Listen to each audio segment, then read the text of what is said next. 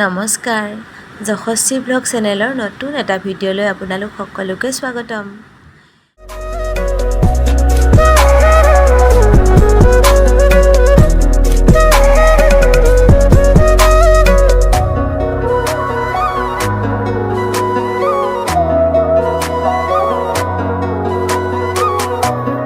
আজি ভাবিলোঁ এটা লং ভিডিঅ' দিওঁ, কিমাননো আৰু মিনি ভিডিঅ'কে দি থাকিম, এটা লং ভিডিঅ' দিওঁ।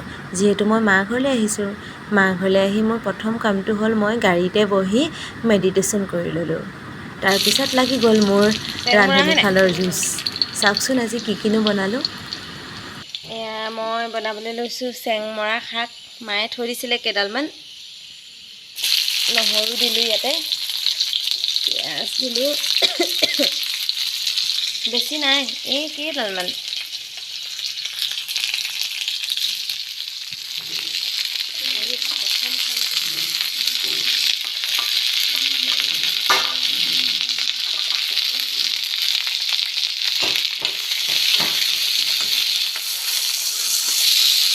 এনেকৈ বনাইনে মই নাজানো দেই, ইউটিউবত চাইহে লৈছোঁ। ইউটিউবত এনেকৈ বনোৱা দেখিলোঁ, গম পাইছানে? শুনিছা? ইউটিউবত চাই লৈছোঁ, এনেকৈ বনোৱা দেখিলোঁ। এনেকৈ বনাই চাগে ন?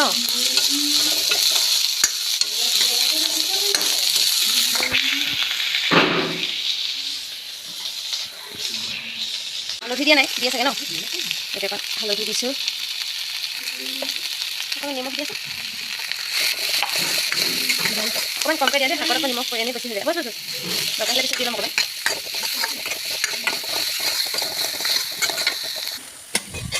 ইয়াতে পানী উতলি আছে, 1 কাপ পানী দি দিছোঁ।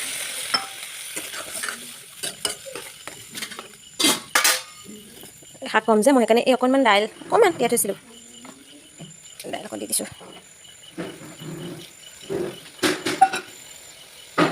এয়া ঢাকোনখন কি হৈছে? ক'ত গ'ল?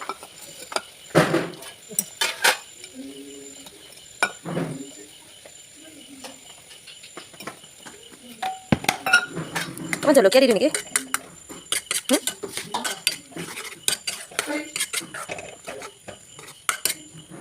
শুকান জলকীয়া এটা দি দিলে মায়ে। ফালি দিব লাগিছিলে, পানী অকণ দি দিওঁ নেকি ন সিজিবলৈ?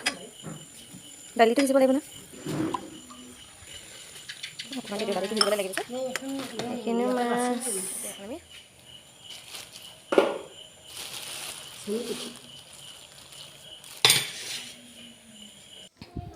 এতিয়া মই চেংমৰা হৈ আছে, বনাবলৈ আহিলোঁ। অকণমান কলডিল জুইশালত বনাবলৈ আহিছোঁ।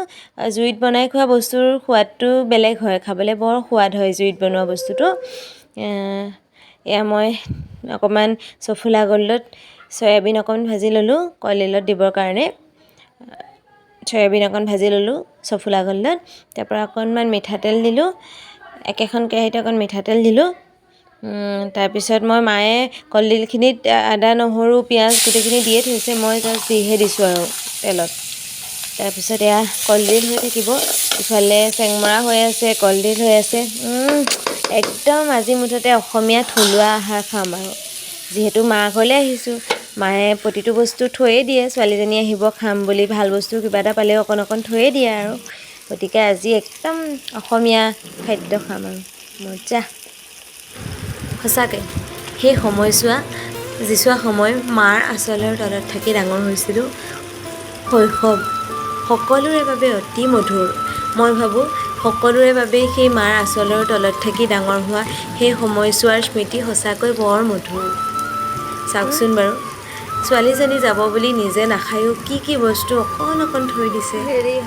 এয়াই মৰম, আচলতে প্ৰকৃত মৰম এয়াই। আৰু হয়েই, মাৰ সমান জানো আপোন কোনোবা হ'ব পাৰে? এনেই নকয়, আইৰ সমান হ'ব কোন, নৈৰ সমান হ'ব কোন। মোৰ দৃষ্টিত আইৰ সমান আপোন ভগৱানো হ'ব নোৱাৰে।